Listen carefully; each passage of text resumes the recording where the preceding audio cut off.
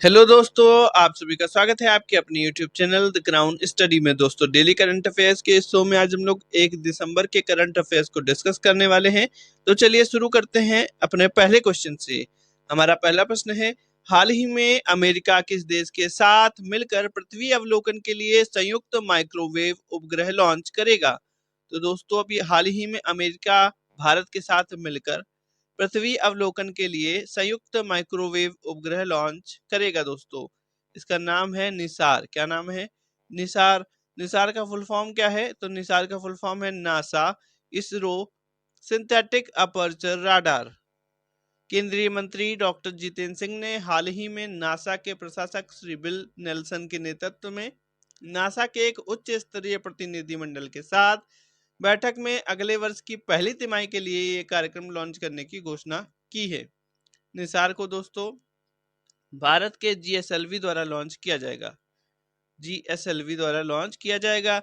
ये एक microwave remote sensing उपग्रह है जिसे व्यापक पृथ्वी अवलोकन के लिए डिजाइन किया गया है। ये पृथ्वी के मौसम के बारे में जानकारी और सटीकता से दे पाएगा। अगला प्रश्न है, हाल ही में IFFI 2023 में किस फिल्म ने गोल्डन पिकॉक अवार्ड जीता है?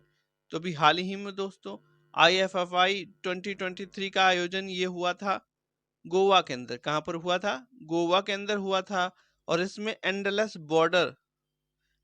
बॉर्डर्स ने गोल्डन पिकॉक अवार्ड जीत लिया है। यूं कहें कि बेस्ट फिल्म का अवार्ड जीता है उसी को गोल्डन पिकॉक अवार्ड दिया जाता है। माइकल डगलस को ये जो आयोजित हुआ था IFFI में, माइकल डगलस को सत्यजीत रे लाइफ टाइम अचीवमेंट अवार्ड से सम्मानित किया गया। अगर बात करें एंडलेस बॉर्डर्स, इसके डायरेक्टर कौन है? तो अब्बास अमीनी इसके डायरेक्टर हैं। और बेस्ट एक्टर इसमें पौरिया रहीमी सैम है जो कि एंडलेस बॉर्डर के ही एक्टर हैं। और इसमें बेस्ट एक्ट्रेस का भी अवार्ड दिया गया। पार्टी ऑफ वूल्स में मेलानी थियरी को बेस्ट एक्ट्रेस का अवार्ड दिया गया। वहीं सर्वश्रेष्ठ वेब सीरीज का खिताब पंचायत सीजन 2 को दिया गया है। दोस्तों, अगला प्रश्न है, हाल ही में एंड्री राजो एलिना को किस देश का दोबारा से राष्ट्रपति चुना गया है? तो अभी हाल ही में दोस्तों मेडागास्कर, कहाँ पे? मेडागास्कर के एंड्री राजो एलिना को देश का दोबारा से राष्ट्रपति चुना गया है। बात करें न्यूजीलैंड के प्रधानमंत्री कौन है? तो क्रिस्टोफर लक्सन है। वहीं लग्जमबर्ग के ल्यूक फ्रीडन को अभी हाल ही में वहां का राष्ट्रपति बनाया गया। और अर्जेंटीना में जेवियर माइली को वहां का राष्ट्रपति चुना गया है। अगला प्रश्न है, हाल ही में अंतर्राष्ट्रीय जगुआर दिवस कब मनाया गया है? तो हाल ही में अंतर्राष्ट्रीय जगुआर दिवस दोस्तों 29 नवंबर को मनाया गया। कब मनाया गया है? 29 नवंबर को मनाया गया है। विश्व बाघ दिवस, वर्ल्ड टाइगर डे कब मनाया जाता है? तो 29 जुलाई को मनाया जाता है। वेरी इंपॉर्टेंट है बाघ दिवस, वर्ल्ड टाइगर डे। विश्व हाथी दिवस 12 अगस्त को मनाया जाता है। ये भी याद रखेंगे कि विश्व हाथी दिवस कब मनाया जाता है? तो 12 अगस्त को मनाया जाता है। अगला प्रश्न है, हाल ही में कहां भारत की सबसे बड़ी सर्कुलर रेलवे स्थापित करने की योजना बनाई गई है? तो अभी हाल ही में दोस्तों कर्नाटक की राजधानी बेंगलुरु के अंदर, कहां पर? बेंगलुरु के अंदर सर्कुलर रेलवे 287 किलोमीटर की, कितने किलोमीटर की? 287 किलोमीटर की सबसे बड़ी सर्कुलर रेलवे स्थापित करने की योजना बनाई गई है। दोस्तों, इससे पहले चेन्नई में सबसे बड़ी थी 235.5 किलोमीटर की। ठीक है, तो सबसे बड़ी कहाँ है दोस्तों? तो ये बेंगलुरु के अंदर है। दोस्तों, कनेक्टिविटी आसान करने के लिए, आसपास की डिस्ट्रिक्ट को कनेक्ट करने के लिए एक सर्कुलर टाइप में रेलवे चलाई जाती है ताकि इजी कनेक्ट हो जाए सभी लोग सभी जगह से आराम से। उसी को सर्कुलर रेलवे कहते हैं। अगला प्रश्न है, हाल ही में नोएडा इंटरनेशनल एयरपोर्ट से उड़ान शुरू करने वाली पहली एयरलाइन कौन सी होगी? तो अभी हाल ही में दोस्तों इंडिगो ने, किसने? इंडिगो ने नोएडा इंटरनेशनल एयरपोर्ट से उड़ान शुरू की है और ये ऐसा करने वाली पहली एयरलाइन बन गई है। अगला प्रश्न है, S&P ग्लोबल रेटिंग्स के अनुसार वर्ष 2026 तक भारत की जीडीपी वृद्धि दर कितने प्रतिशत रहने का अनुमान है?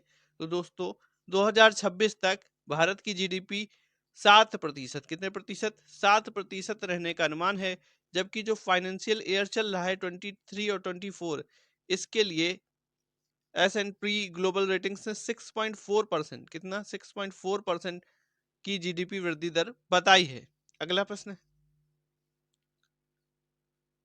हाल ही में शिक्षा में उत्कृष्ट योगदान के लिए किसे वाइज पुरस्कार से सम्मानित किया गया है? तो वाइज पुरस्कार से किसे सम्मानित किया गया है दोस्तों? ये किया गया है सफीना हुसैन को। किसे? सफीना हुसैन को। एजुकेट गर्ल्स की ये संस्थापक है। ये एजुकेट गर्ल एक संस्था है, एजुकेट गर्ल, इसकी ये संस्थापक है, संस्था की संस्थापक है। शिक्षा के लिए वाइस पुरस्कार जीतने वाली पहली भारतीय महिला भी हैं, सफीना हुसैन।